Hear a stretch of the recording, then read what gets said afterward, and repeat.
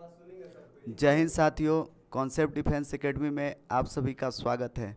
Student, आज SSC GD का result आया है, तो एसएससी जीडी में ही हम लोगों के कैंडिडेट का चयन हुआ है जो आज हमसे मिलने के लिए आए हुए हैं।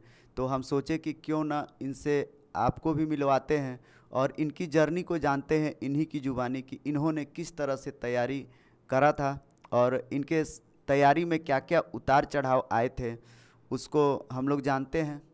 तो सबसे पहले हम बुलाते हैं सतीश कुमार को कि आइए सतीश, खुश रहिए।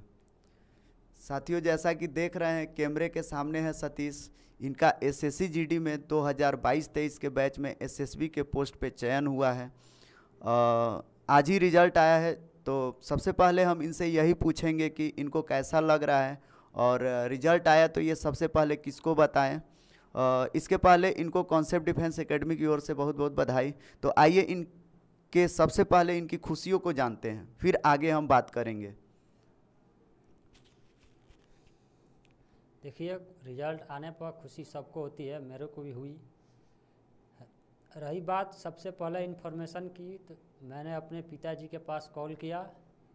उसके बाद कॉल करने के पास नरेंद्र सर को कॉल किया और बताया कि सर मेरा सिलेक्शन हो गया है।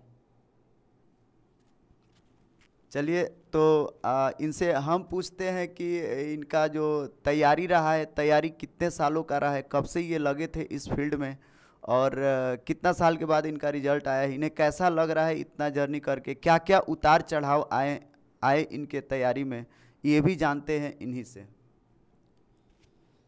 देखिए, हमारी जर्नी 2019 से लेकर अब तक की रही है, जिसमें लगभग 4 साल की जर्नी के बीच बहुत चढ़ाव उतराव हुआ।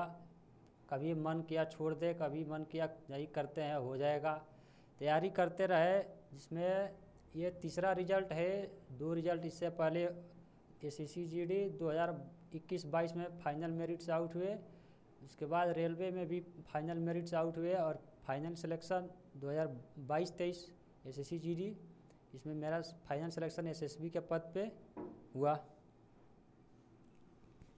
चलिए, अब हम इनसे जानते हैं थोड़ा सा कि जो एसएससी जीडी का एग्ज़ाम होता है, इसमें 3 स्टेज होते हैं। पहले रिटेन होता है, फिर फिजिकल होता है और फिर मेडिकल होता है। तो इन तीनों स्टेज के बारे में हम इनसे बारी बारी से जानते हैं कि रिटेन के लिए ये क्या सलाह देना चाहेंगे, फिजिकल के लिए क्या सलाह देना चाहेंगे और मेडिकल के लिए क्या आपको सलाह देना चाहेंगे। इन्हीं से जानते हैं, क्योंकि इनसे बेहतरीन कोई नहीं बता सकता है। देखिए, रही बात रिटेन की, तो रिटेन अपना सब एग्ज़ाम का अलग अलग अपना पैटर्न है। उस पैटर्न को फॉलो करिए। पैटर्न को फॉलो करने के बाद उसका जो सिलेबस है, सिलेबस को कंप्लीट करिए। उसके बाद आप एग्ज़ाम में बैठिए, आपका रिजल्ट एकदम होगा। और रही बात एग्ज़ाम में बैठने से, यदि आपका सिलेबस कंप्लीट नहीं है तो आपको दिक्कत होगी, क्योंकि जिस भी बंदे का सिलेबस कंप्लीट होने के बावजूद भी उसका रिजल्ट नहीं हो रहा है, तो आपका तो सिलेबस अगर कंप्लीट ना है तो आप सोचिए कि आपका क्या होगा। और रही बात फिजिकल की, तो फिजिकल 5 किलोमीटर का फिजिकल वो कोई ज़्यादा इशू ना है। जो बंदा पहले का दौड़ा हुआ है वो लमसम 2 या 3 मंथ दौड़ेगा, उसका टाइमिंग आ जाएगा वो रनिंग का। और रही बात मेडिकल के लिए आप अपने आप को स्वस्थ रखें, हेल्थी फूड खाएं।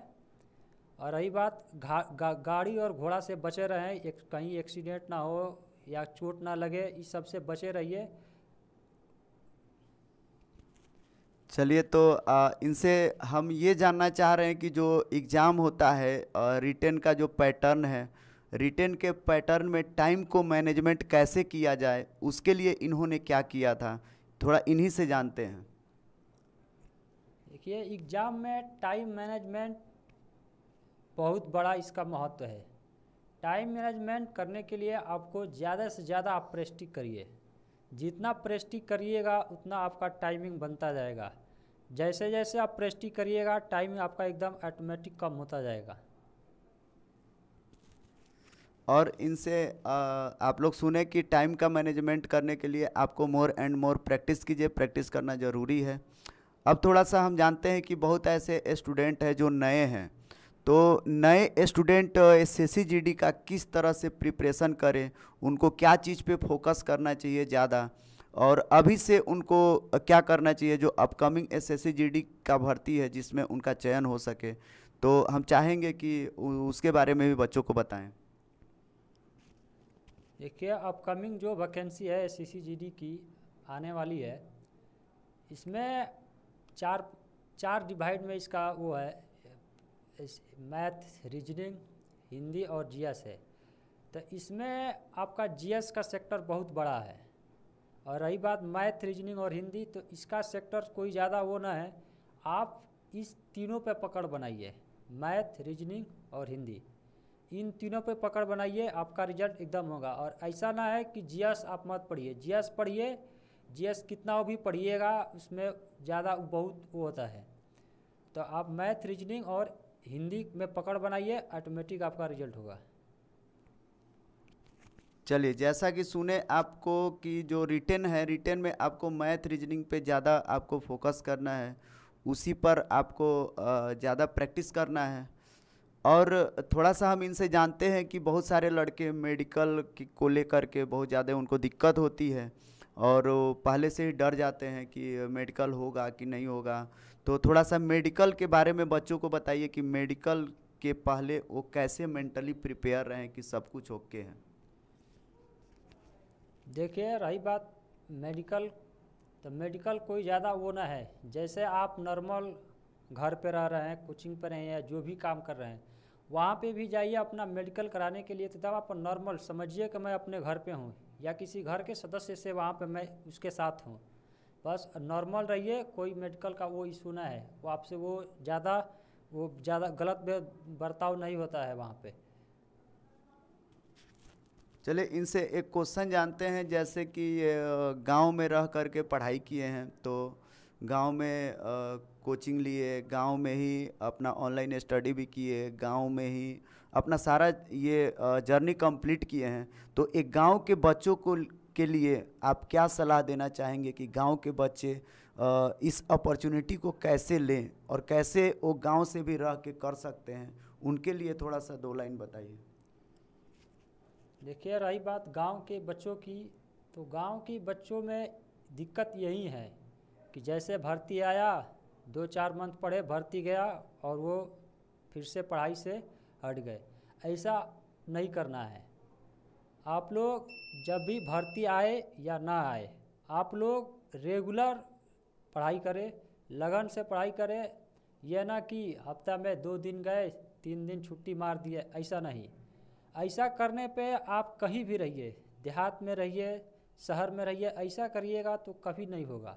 आप कहीं भी रहें, देहात में रहें, शहर में रहें, आपको रेगुलर पढ़ाई करना है, तभी जाके आपका सिलेक्शन होगा। चलिए, तो आप लोग देखें कि गांव के जो लड़के हैं उनके लिए ये बता रहे हैं कि गांव के लड़के कंटिन्यूटी रखें, इसे कभी ब्रेक डाउन ना करें। थोड़ा सा इनसे एक चीज़ और जानते हैं कि ऑफलाइन और ऑनलाइन में ये आजकल दोनों क्लासेस चलती हैं, तो इन दोनों क्लासेस को कैसे मेंटेन किया जाए, किस पे ज़्यादा फोकस किया जाए और कैसे आगे कंटिन्यू किया जाए, नोट्स कैसे बनाया जाए। थोड़ा सा नोट्स के बारे में बच्चों को बताइए कि मैथ्स का नोट्स कैसा होना चाहिए, रीजनिंग का कैसा होना चाहिए, और जीके जीएस का कैसा होना चाहिए। और थोड़ा सा विशेष करके हिंदी के बारे में भी बताइएगा कि हिंदी को लड़के कैसे करें, क्योंकि एक्यूरेसी मेंटेन नहीं हो पा रहा है। देखिए, रही बात एक्यूरेसी की, तो एक्यूरेसी आपकी तभी मेंटेन होगी कि आप कम ही पढ़िए, लेकिन उसको डीपली पढ़िए। जो भी पढ़ रहे हैं उसको डीपली पढ़िए, सही तरीके से पढ़िए।